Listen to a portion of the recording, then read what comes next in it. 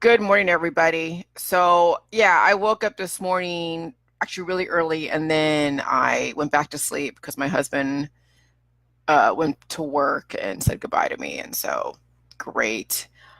And I really didn't have much to say. I was listening to the Madeline McCann case through a perspective of a person doing some kind of like discussion, statement, discourse analysis.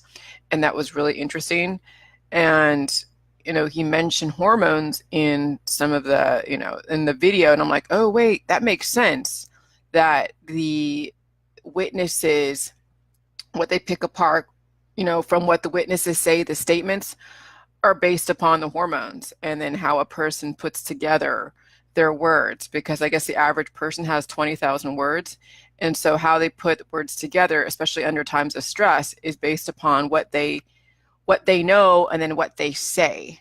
Okay? So what you know does come out in what you say even when you're trying to be deceptive. So that's really interesting. And so that was like something I was listening to this morning. And then I went downstairs, took my dog out, and was like, okay, I don't really have much to say. And then lo and behold, I am reading Karen Lynn Gray's posts about, and I can't even find it, but she thinks she wrote a post about this and that and the laws of this and that, or the something about this and that. And I read a little bit. I'm like, okay. I did talk about, glass half empty, half full type of thing. And and that's, I mean, and I wrote something about that. People do see the glass half empty or half full. There are some people that just strictly look through the lens of the world as if the glass was half empty all the time. They can never really find anything really that beautiful. And so they're always looking for the problem, looking for the negative, looking for something. And that's where I was at. So that's how I kind of recognize about half empty and half full, because when I was dealing with my PMDD, hanging out with the conspiracy crowd, every single thing, whether it was on TV, written in a book, in the entertainment industry, in the radio, I felt it was all planned out, contrived. The elite, the Illuminati planned everything. That Bill Gates was planned, the Rockefellers were planned, everybody was planned. And now I'm looking at, well, these are people that happen to win the lottery of dynasties and making good investments with connections, and they, the money that they have stays in the family, and so and then they have connections, and so you really have to be a very special person to be able to rise from a very impoverished background to get to the point of where the Rockefellers are. You really have to be a very extraordinary person. So the average person who has a lot of mutations is not going to rise to the level of where the Rockefellers are. In a way, like, you have to be born into it. But now we are leveling the playing field, and maybe we could have someone that rises from the point of poverty to where the Rockefellers are. So, but that's how I used to look at life. Was everything was glass was always half empty. There was nothing that was organic, nothing that just came from somebody's thought process and then put out there. And now I'm saying something different because I'm looking at my own life and seeing how it is I created this with the help of all of you. And I'm not from some Illuminati background, okay? So, so that's when things started changing, when my biochemistry started changing. So that's when I wrote on my Facebook saying, okay, the truths, the laws will always be the same. The laws will never, ever change. The laws of the immune system, the laws of physics laws, chemistry laws, they will never, ever, ever, ever change. But your conversation around those laws will always change based upon your biochemistry. Okay? Because right now, your perception of the truth is based upon how you feel. It's based upon what you choose to read. It's based upon who you choose to surround yourself to reinforce whatever belief system.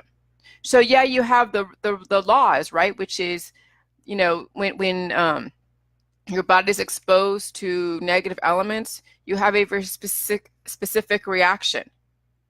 Okay, and that's the law that's always going to be coming into play. You expose yourself to negative elements, and you don't have any positive elements really enough to counter it. So this is what happens. And it's the same for every single human out there.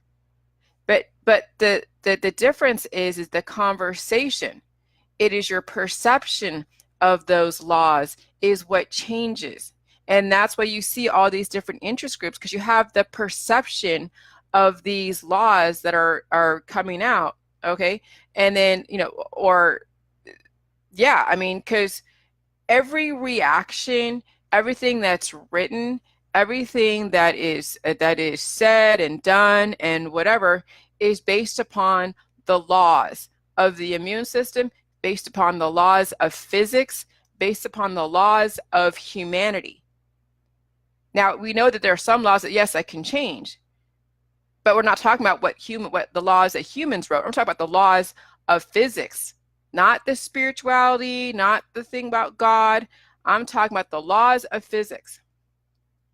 So you'll always have that as the same constant every single time.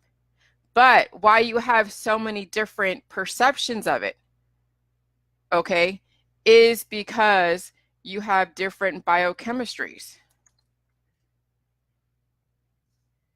So I'm looking and seeing exactly. Because you have different biochemistries that are fluctuating. And so you have different people who are the same. They find their groups, they find their interest groups, they find their like-minded biochemistries, like, the Green Party, the Republican Party, the Democrats, the Independents, the conspiracy, the truthers, the chemtrails, all of those different groups all have a perception about how the laws are manifesting. And so that's why I'm saying that no matter what, the laws are going to stay the same. But when you do Jilly Juice, because Jilly Juice actually changes your biochemistry, it's going to change the way in which you perceive the world. And then finally, you're probably going to come from a standpoint at some point, hopefully, if you stay on the Jilly Juice, that you're going to come from the standpoint of that the glass is always half full.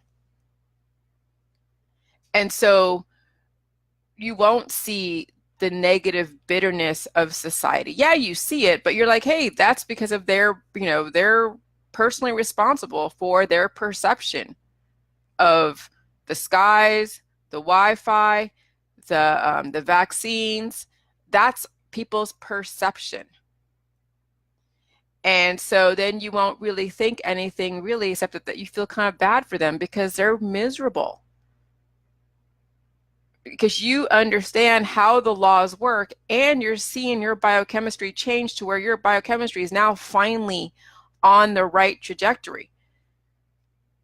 Okay, so if you truly want, I mean, and that's why, and then here's the thing, what would make a person want to change their biochemistry? Oh, because they're unhappy. What would incentivize anybody to change their biochemistry? So when you do change your biochemistry because you're not happy, you're going to see your life change. But that's the impetus. That's the only impetus of why people change or do things to change, is because they're not happy. So if you're happy with your biochemistry, you're happy with being on a death trajectory, you're happy with your life, you're happy with everything that goes on around you, you're happy with your health, then there's no reason to change anything. No reason at all. But if you're not happy, then maybe you should change your biochemistry.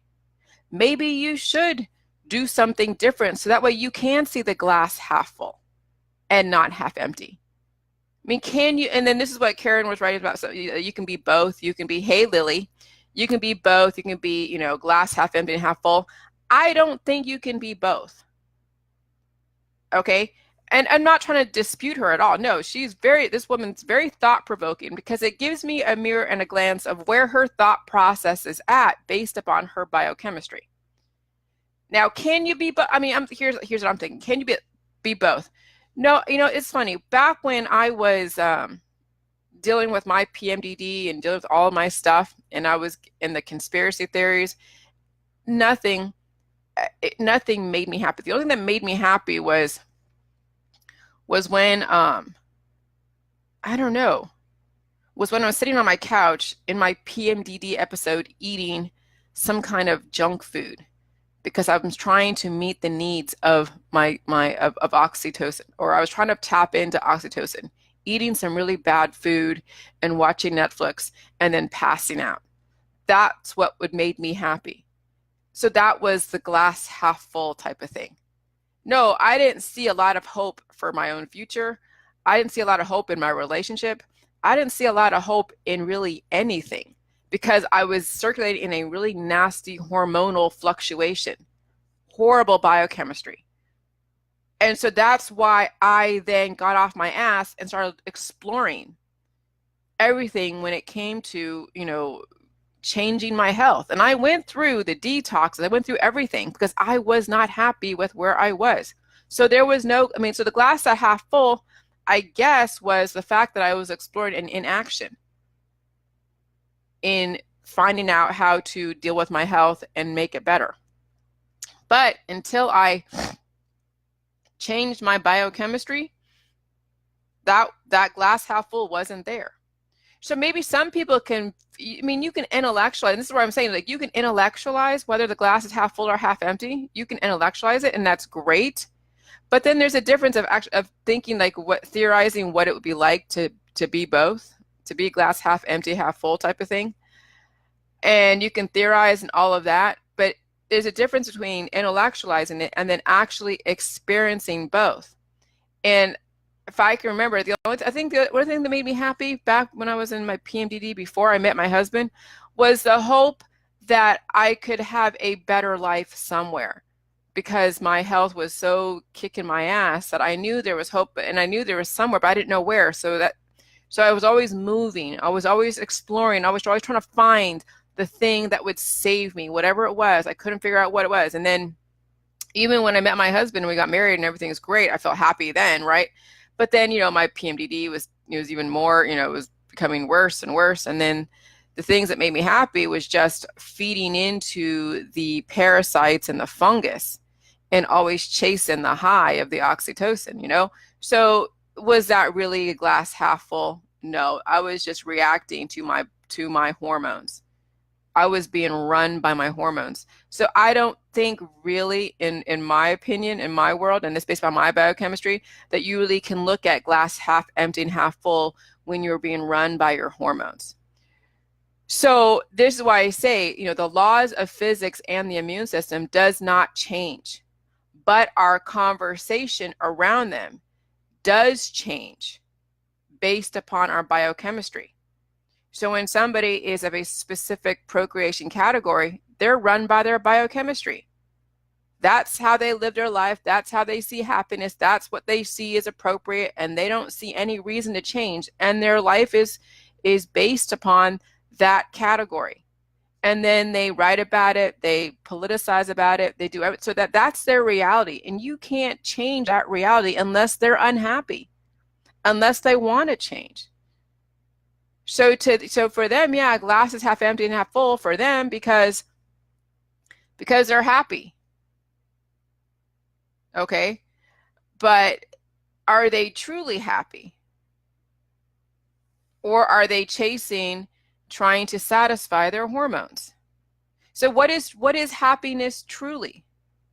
What is half empty, half full? What does that actually mean? I mean, is it always coming from a hopeless standpoint or coming from a hopeful standpoint? I don't know. I mean, that is that is the question of the ages. But when I mentioned about glass half empty and half full is based upon the perception of the world and what you're willing to do to change your world, so you're not always looking through that lens of hopelessness, the lens of the conspiracy world, the lens of the activist world, right? You finally see that there's hope because you've seen the change in your own biochemistry, and now you don't have to look through the lens of hopelessness anymore. And so now the glass is always going to be half full no matter what, every single time. You know why? Because you're the one that's now in the pole position. You have now control over everything for the most part. There are some things obviously out of your control, but you recognize that and you prepare for that. You have plan A, B, C, D, E, and F all prepared because you know what could possibly go wrong. You know the pitfalls. You're foreseeing what the future could hold based upon anything that could happen. I mean, once you have all the data, the people that you're working with, the weather, the political climate, then you'll be prepared for anything that could happen. And then guess what? You'll never ever be blindsided because you're already being proactive in preparing for the things that you cannot control. So you can control everything now for the most part. So there's the glass half full all the time, because you're not living in fear. So anyways, so that's the reason why, so that was the reason what prompted me to now get on this train, was because of Carolyn Gray's post. And Carolyn Gray is a very, very, very thoughtful person, very thoughtful person. And Patty Collette introduced us together, and, and some of her stuff I love, and other stuff I sort of like wonder, like, okay, I know it's based on her biochemistry, and not that I disagree, because I do agree, because I understand where the biochemistry is coming from. So I don't want to feel like I'm attacking her at all. Absolutely not. No, I'm not attacking anybody. It makes me more aware of where I was at and how I could possibly even explain things in a different way, because it's all about trying to explain my thought process in so many different ways so everybody gets it. And so when we understand that the laws of physics and the immune system does not change, that is a constant, then we realize all the different perceptions around the immune system, around the laws of physics, is all based upon the hormone. It's hormone induced.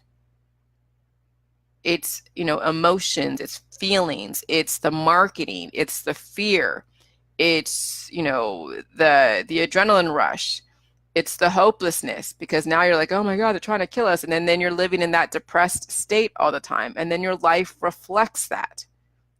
So, this is what I'm saying, to make it very easy. There's a constant, and then there's variables. The variables are the hormones. What hormone is driving you, that's driving your perception? And your life is going to be a reflection of what hormone is the dominant hormone. Those of you that are pleasure seekers, you know what the dominant hormone is the oxytocin. Those of you that are all adrenaline junkies, your adrenaline hormone is the one that's in control. And there's cortisol with anxiety. I mean, you could probably name every single hormone out there. And those people, you can see what drives people. Those hormones are in control. And you can tell what hormone is in control by what people say, what people do, how they react. And so nobody can hide anymore. But once you figure out what drives a person, hey, Penny, once you figure out what drives a person, nobody's hiding behind all of their bravado of, oh yeah, I'm this, I'm that. Nobody can now play that game of pretending that everything is wonderful when you see exactly what they're saying and what they're doing and where they're leading from. And so now everybody's exposed once you uncover what drives humanity. And it's so freeing, because now we know that, you know what? That person who has all this money isn't any better than the person who's living, from paycheck to paycheck. Some people have hormones to where they're always awake. They're always on adrenaline. They don't sleep a lot. I mean, I know a lady right now on my Facebook, I can say her name. You could tell there's something a little off about her, because it's like childlike innocence. But yet she is always working, always up all night long, working. She's like, should I go and hang out with my friends? I don't know. I'm going to work. She's all about the work. And so, and she doesn't really take too many breaks. And so, if she was in a situation to where she had access to money and she was in a very a high financial position to where, she's making a lot of money, she would be making millions and millions of dollars. And she had the connections, she'd be rich. But unfortunately, some people are, they work as teachers and they're like high adrenaline. And so there's not much money in teachers. So you're not going to make a lot of money. But if she was like in Wall Street, if she was like in sales, she would be swimming in money because she doesn't sleep hardly. And she had like a run of her life where she was just working, working, working, working. Okay. So that was her hormone. Her adrenaline was always going. Okay. And then she never slept. So her melatonin was a little bit, disappeared a little bit. Not all the way because she did sleep a little bit, but no, she's always up at 2 or 3 o'clock in the morning. And then, only had like works on 4 hours of sleep for years. Okay. So then, those people that are rich that like, like, was it, who's that guy? The chef, the one that's always mean. Okay. He's always working. I guess even Donald Trump is always working, hardly sleeps. Is always, and and this people that run on those certain hormones that make them just industrious as ever. So the reason why some people are rich, most likely, it could be because of the fact that they have a hormone that caused them to be so industrious. And then you have somebody that's rich in a hormone that is like, that makes them sleep a lot, or they're lacking of a hormone. So they're not going to be able to be industrious or think on their feet or have the connections. And so they're not going to make as much money as a guy. Gordon Ramsay, thank you. Yeah.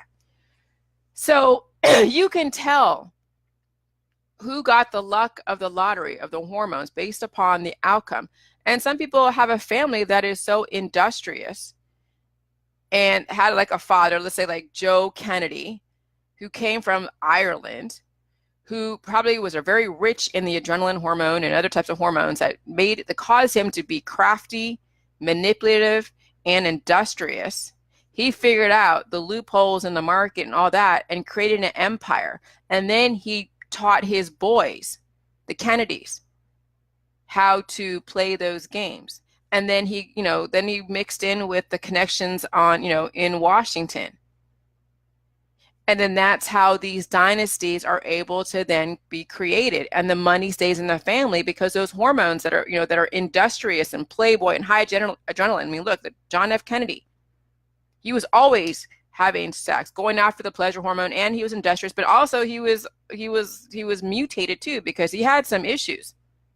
John F. Kennedy had some issues. And then John F. Kennedy Jr., nothing could really touch him until he went on a plane. And then somebody, who knows whether or not he was killed by somebody or he just had he made bad choices and flew to Martha's Vineyard in the fog. And then he was upside down and was crashing in the ocean with his wife and his wife and his sister-in-law.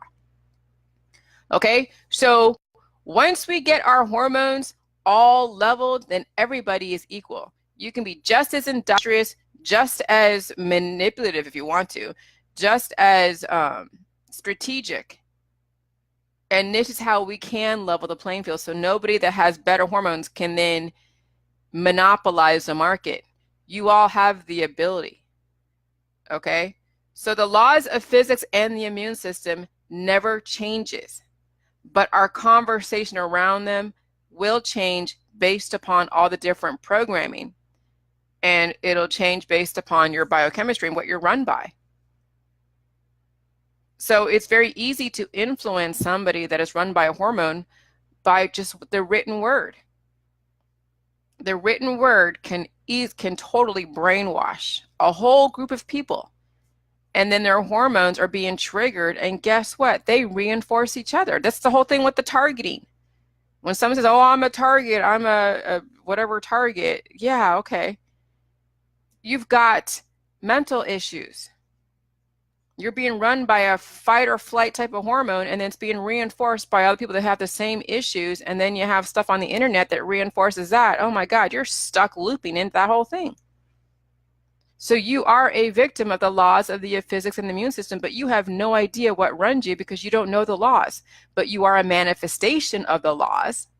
And then you've created a whole perception of the world based upon your mutated biochemistry, whatever hormone that is in control. So yeah, that is something very interesting. So yeah, so anyway, so just study your president, study the vice president, study all of the different entertainment, actors and actresses, study even, the writers and the authors, study all of everyone that is a celebrity, study them. Okay, because they are really no different than you and I. They just happen to capitalize on one of their hormones or a bunch of their hormones.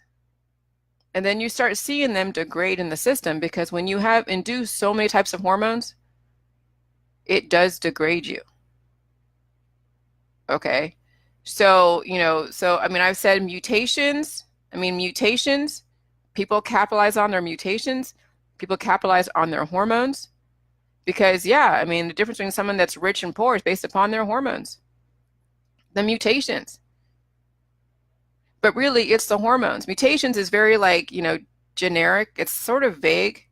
And I'm not trying to be vague when I talk about mutations, but really it is the hormones that drive us, because you can have a very industrious adrenaline hormone that cause you to be so industrious and achieving and working way past another guy who has to sleep 9 or 10 hours, who has the brain fog and all the other mental health issues and physical issues that they can't possibly work at the level of this guy who is just running on his hormones. And it's like crack. And you can see it in yourself when you get a burst of energy. Imagine that burst of energy exponential. Imagine you be on that burst of energy and it's like 15, 16, 17 hours of that kind of energy. Holy crap. And it's for years. Imagine what you could accomplish, but then it does take a toll. So then it's about balance, because you can have that kind of energy and that kind of strategy and that kind of clarity of thought over a long period of time. You don't have to try to have that burst of energy, that 17, 18 hours for like 10 years. Because really, what are you trying to accomplish? But then that's the world that we live in. It's about, we're going to die at 60, 70, 50. You got to accomplish a lot before you reach the next checkpoint. Because God forbid, if you reach this checkpoint and you haven't achieved this, and, so that's why people turn to drugs. That's why people turn to performance enhancing types of protocols, because they're racing against the clock. So now you don't have to race against the clock. You can now take your time achieving what you want to achieve, because you have now the rest of your life, which is indefinite. I don't even want to say a number. It's indefinite.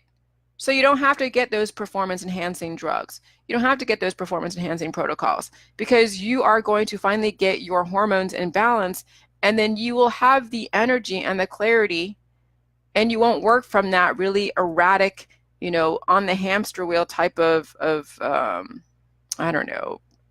lifestyle. Okay. So the laws of physics and the immune system does not change, but our conversation around them does, based upon our biochemistry. Okay. So I didn't think I was going to talk today, but I am. And, I dreamt about, I dreamt about drinking milk today. It was so weird. I dreamt about drinking milk and it tasted so creamy. I'm like,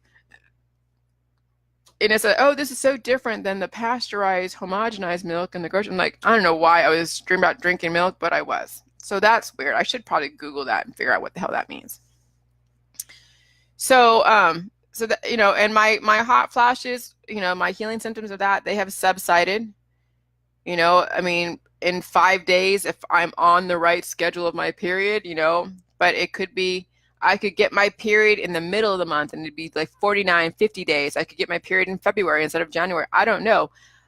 I don't really see any signs except for the hot flashes. So that could mean that I won't be getting my period, or that could mean that maybe I'll get a little bit. I don't know. Okay. So, it's to be determined on what my healing symptoms that resemble hot flashes mean. All right. So anyways, you guys have an amazing day. I'm going to be chilling today and take care of a little bit of business, but it's a good new year, and I hope your new year start out great for all of you. And I look forward to hearing more testimonies from you guys. I look forward to to just, seeing what's going to happen this next year. And then, yeah, and that's it. So, all right, have a good one. I love you guys all, and I will see you on Facebook. All right, I'll talk to you guys later. Bye.